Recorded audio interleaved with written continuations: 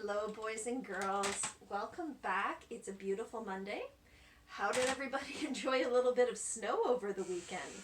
That was something different that we don't expect in May. Well, we are back for the next chapter of Dealing with Dragons. And last time we ended with the chapter where Cimmerian killed the white bird and received the 3 black feathers with the power of teleportation. Now, our next chapter is called In which Thranduil is a dreadful nuisance and Cimmerian casts a spell. The rest of the trip home was uneventful. Passing through the king's cave seemed easier going in the opposite direction, and the impenetrable darkness only descended once. As soon as they arrived, Kazul took the book Morwen had lent them and curled herself around a rock just outside the mouth of the cave to study it while Cimmerian made dinner. She pored over the book all evening, and Cimmerian found it fascinating to watch the dragon delicately turning pages with her claws. Early the next day, Kazul went off to consult with Roxam. Cimmerian was rather stiff from all the dragon riding she had done the previous day, so she decided not to do any more cleaning. Instead, she spent the morning in Kazul's treasure room, sorting through likely-looking bottles and jars for those that might possibly contain powdered hen's teeth. Remembering Kazul's advice, she started by setting aside all the bottles she could find that had lead stoppers. Since the light was not very good, she took the jars and bottles that looked as if they might be worth investigating and piled them in her apron so as to carry them outside more easily. She had nearly finished sorting when she heard a voice calling faintly in the distance. "Bother," she said. "I did hope they'd leave me alone a little longer." She bundled the last 5 bottles into her apron without looking at them and, not forgetting to lock the door behind her, hurried out through the maze to see who was shouting at her this time. It was Thranduil. "What are you doing here?" Cimmerian said crossly. "I told you I wasn't going to be ready to be rescued for at least a month." "I was worried," Thranduil said. "I heard that you'd broken a leg, but you look fine to me." "Of course I haven't broken a leg," Cimmerian said. "Where did you get that idea?" "Some night at the inn at the foot of the mountain," Thranduil replied. "He was up yesterday talking to the princess he's trying to rescue, and he came back and warned everybody not to bother with the princess that was captured by the dragon Kazul. Well, I knew that was you, so I asked why, and he said his princess told him you'd broken your leg and wouldn't be able to walk for months." Cimmerian smiled slightly. Alienora had apparently gone through with her plan to tell Helena about Cimmerian's twisted ankle, and Helena had decided to improve the story a little in hopes of reducing the competition. "Somebody must have gotten mixed up," Cimmerian said gently. "You can stop worrying. I'm fine. Is that all you came for? These jars are getting heavy and I have work to do." "Cimmerian, we have to talk," Thranduil said in a heavy, deep voice. "Then we'll do it while I work," Cimmerian declared. She turned on her heel and marched into the kitchen full of annoyance. She had been feeling almost friendly towards Thranduil. He had been worried about her after all, until he had wanted to talk. Cimmerian was quite sure that what he wanted to talk about was rescuing her, and she was annoyed with him for being so stupidly stubborn, and annoyed with herself for being annoyed when he was only trying to do the best he could. Thranduil followed her into the kitchen. "What is all that?" he asked as Cimmerian put the apron full of jars on the kitchen table and began lining them up. "Some things I'm checking for Kazul," Cimmerian said. She picked up a small jar made of carved jade and pried the lid off. It was half full of green salve. Cimmerian put the lid back on and set the jar aside. "What was it you wanted to talk about?" she asked, reaching for another jar. "You, dragons, us. That looks interesting. Can I help?" "As long as you don't break anything," Cimmerian said. "Some of these are very fragile." Maybe opening jars would make him forget about you, dragons, us, for a while. I'll be very careful, Thranduil assured her. This one looks like metal. I'll start with that, shall I? He picked up one of the larger jars, made of beaten copper with 2 handles. He frowned at the top, then reached for his dagger, and as he tilted the jar, Cimmerian saw that the neck was stopped up with lead. Not that one, she said quickly. She didn't remember picking out that particular jar. It must have been one of the last 4 or 5 she'd scooped up when she heard Thranduil calling. Why not? Thranduil said, sounding rather hurt. I said I'd be careful. The tip of his dagger was already embedded in the lead. Kazul said to leave the ones with lead stoppers alone, Cimmerian said, so put it back. If you insist, Thranduil said, shrugging. He pulled on his dagger, but it was stuck fast in the lead. Drat, he said, and twisted the handle. The dagger came free, and the lead stopper came along with it. I should have known, said Cimmerian in a resigned tone. A black cloud of smoke poured out of the jar. As Cimmerian and Thranduil watched, it condensed into a dark-skinned giant wearing only a turban and a loincloth. He was more than twice as tall as Thranduil, and the corners of his mouth were turned down in a stern frown. What is it? Whispered Thranduil. Trouble, said Cimmerian. Thou speakest truly, O daughter of wisdom, said the giant in a booming voice that filled the cave. For I am a djinn who was imprisoned in that jar, and I am the instrument of thy death and that of thy paramour. My what? Cimmerian said, outraged. Thy Leman, the djinn said uncomfortably, the man who stands beside thee. I know what you meant, Cimmerian said, but he isn't my Leman or my fiancé or my boyfriend or anything, and I refuse to be killed with him. But Cimmerian, you know perfectly well, Thranduil started. You hush, Cimmerian said. You've made enough of a mess already. If he is not thy paramour, nor any of those other things, then what is he? The djinn asked suspiciously. A nuisance, Cimmerian said succinctly. What he is matters not, the djinn said grandly after a moment's heavy thought. It is enough that thou and he shall die. Enough for whom? Cimmerian said. The djinn blinked at her. For me. 'Tis my will that thou and he shall die by my hand. Thou hast but to choose the manner of thy death. Old age, Cimmerian said promptly. Mock me not. Thou and he shall die, and by my hand, ere this day draws to its close, the djinn cried. Do you suppose he means it? Thranduil said nervously. Why would he keep bellowing at us if he didn't mean it? Cimmerian said. Do be quiet, Thranduil. Thranduil lowered his voice. Should I offer to fight him, do you think?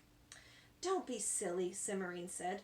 She saw that Thranduil was distressed, so she added, You came up here to fight a dragon. You aren't prepared for a djinn, and nobody could reasonably expect you to challenge him. If you say so, Thranduil said, looking rather relieved. Cimmerian turned back to the djinn and saw that he, too, was looking perturbed. What's the matter with you? She asked crossly. Dost thou not wish to know why I will kill thee? The djinn asked plaintively. What difference does it make? Cimmerian said. Yes, actually, Thranduil said at the same time.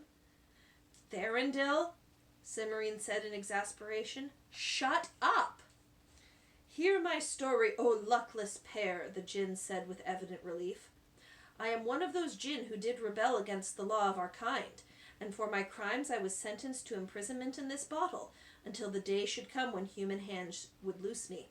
As is the custom of my people, I swore that whoso should release me during the first 100 years of my imprisonment, I would make ruler of the earth. Whoso should release me during the second 100 years, I should make rich beyond all dreams of men. Whoso I should release me during my third 100, I should grant 3 wishes. And whoso should release me after any longer span of time, I should grant only the choice of what death he would die. You're going to kill us because it's traditional? Cimmerian asked. Yes, the djinn said. His eyes slid away from Cimmerian's, and she frowned suddenly. Just how long were you in that jar? She demanded. Well, actually, the Jinn's voice trailed off. How long? Cimmerian insisted. 217 years, the Jinn admitted, but nobody ever releases a Jinn before the 300 years are over. You're trying to get around your oath, Serendil said, plainly shocked by the thought. You pretended you had to kill us so you wouldn't have to give us the wishes. No, the Jinn said.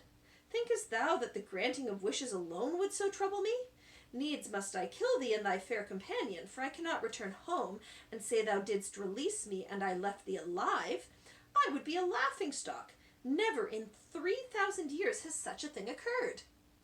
Then you shouldn't have sworn an oath, Thranduil said firmly. I had to, the Jinn said miserably. It is the custom of our kind. 'Twould be improper, Cimmerian murmured. 'Twould be improper to do otherwise, the Jinn said, nodding. But now thou hast found me out, and what am I to do? If I kill thee, it will violate my oath. If I kill thee not, the remainder of my life will be a torment. You could go back in the jar for another 83 years, Cimmerian suggested delicately. I could go back? The Jinn blinked at her for a moment. I could go back. I could go back! And in 83 years we'll both be dead of old age, Cimmerian said. Since that was my choice of death, your oath will be fulfilled and you can go straight home without killing anyone else or giving them any riches or power or anything. Truly thou art a jewel among women and the very queen of wisdom's daughter, the Jinn said happily. Thou hast found the perfect solution to my difficulties. Wait a minute, Thranduil said. What about the wishes?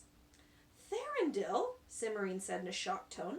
I'm surprised at you. How can he give us wishes if he's going back in the jar for 83 years? It wouldn't be right at all.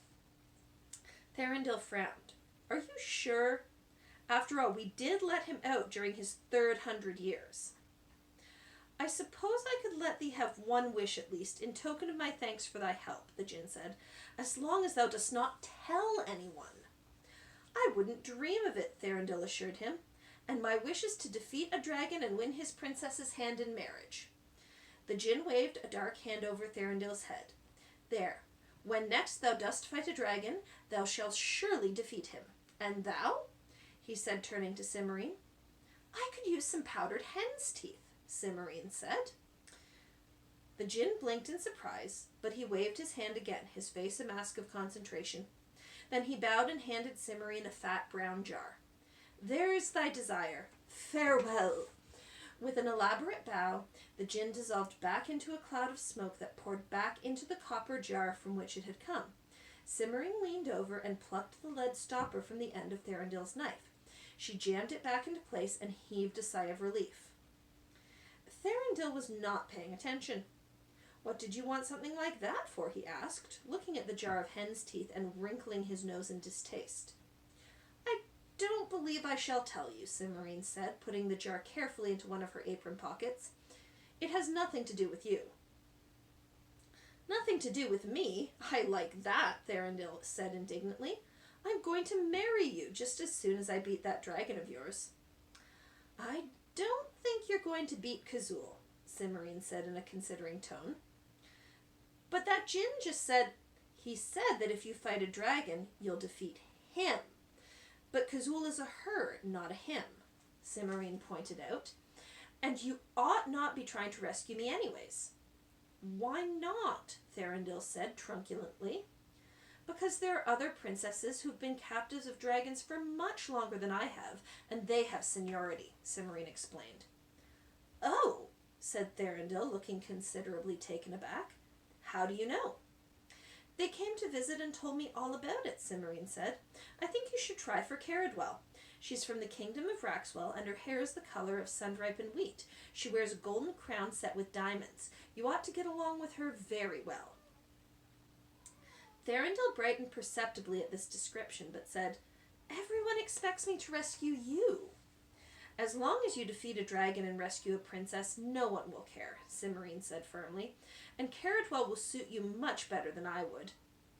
Are you sure her dragon isn't a female too? Positive, Cimmerian said. Gornal's cave is 2 down and 3 over. If you follow the path outside, you can't miss it. He ought to be there now, and if you leave right away, you'll be able to get everything settled before dinner.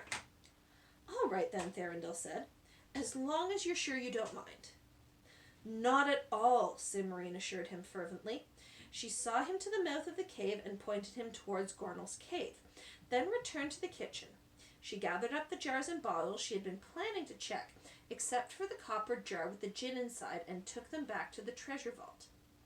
Then she fetched an ink pot, a quill pen, and a sheet of paper from the library, and began writing out a warning to attach to the copper jar. She didn't want anyone else to open it until the 83 years were over and the jinn could go home without killing anyone. She was just finishing when she heard Alienora's voice calling from the rear of the cave. I'm in the kitchen, she shouted. Come on back. You're always in the kitchen, Alienora said when she poked her head through the door a moment later.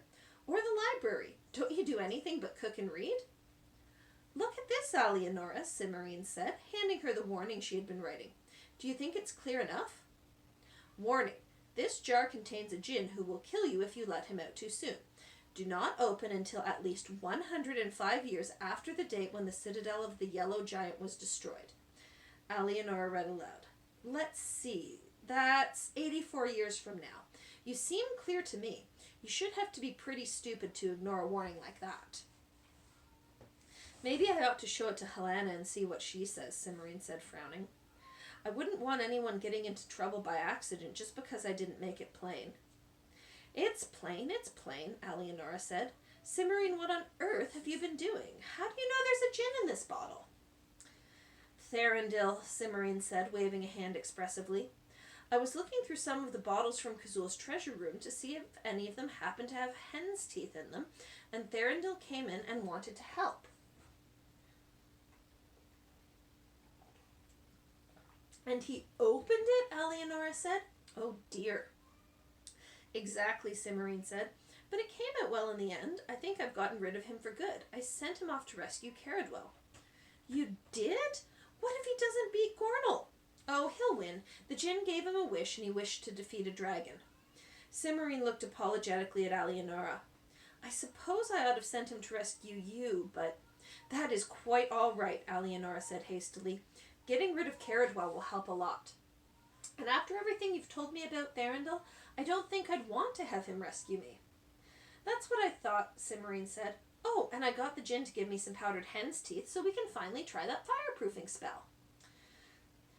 Good, Alienora said. Let's do it right now.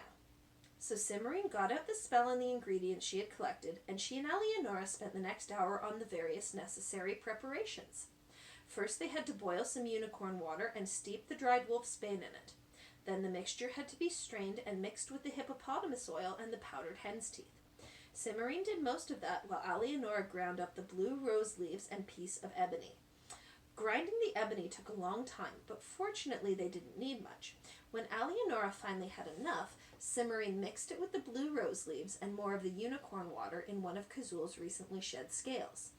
Each mixture had to be stirred 3 times counterclockwise with a white eagle feather. Then Alienora dipped the point of her feather in her mixture and began drawing a star on the floor of the cave. Is this going to be big enough for both of us? She asked, scratching busily at the stone with the tip of the feather. I think so, Cymorine answered. Don't try to make it too big, or you'll run out of liquid and we'll have to start over. Alienora did not run out, though she had used nearly all her mixture by the time she finished. There, she said. She sat back on her heels and studied the diagram to make sure there were no gaps, then set her dragon scale and feather aside and stood up. Your turn. First we have to get into the center of the star, Cymorine reminded her. Be careful not to smudge the lines. Smudge them after all that work, Alienora said in tones of mock horror.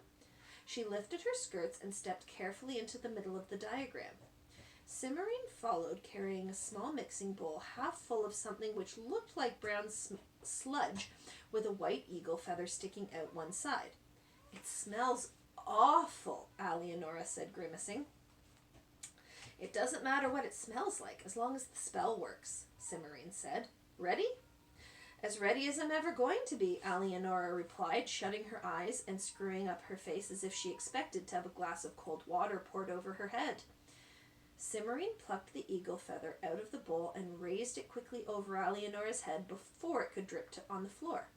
She let 4 large drops of the brown gunk fall onto Alienora's hair, then brushed the end of the feather across her forehead twice.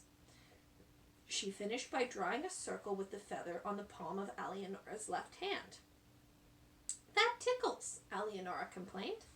"Well, you can do it to me now," Cimmerian said. Alienora took the bowl and feather from Cimmerian. "You're right," Cimmerian said a moment later. "It does tickle." "Now what?" Alienora said. "Set the bowl down and shut your eyes," Cimmerian instructed. When Alienora had done so, Cimmerian closed her eyes and said, "Power of water, wind, and earth, turn the fire back to its birth. Raise the spell to shield the flame by the power that we have tamed." "Oh," Alienora said, "that feels peculiar. Can I open my eyes now?" "Yes," Cimmerian said, opening her own. "We're finished." "Did it work?" Alienora asked, cautiously opening one eye and squinting at Cimmerian. "Well, something happened. We both felt it," Cimmerian said. "And your hair and forehead don't even have the brown gunk on them anymore." Alienora promptly opened both eyes and studied Cimmerian. "Neither do yours. What does that mean?" "It means we go back to the kitchen and test it," Cimmerian said. She bent over and picked up the mixing bowl. "We'll clean up later. Come on." And that is the end of chapter 9. So we'll have to wait for chapter 10 on Wednesday to find out if the fireproofing spell worked and what's going to happen with it. So I cannot wait to see you again on Wednesday, and until then, have a marvelous Monday.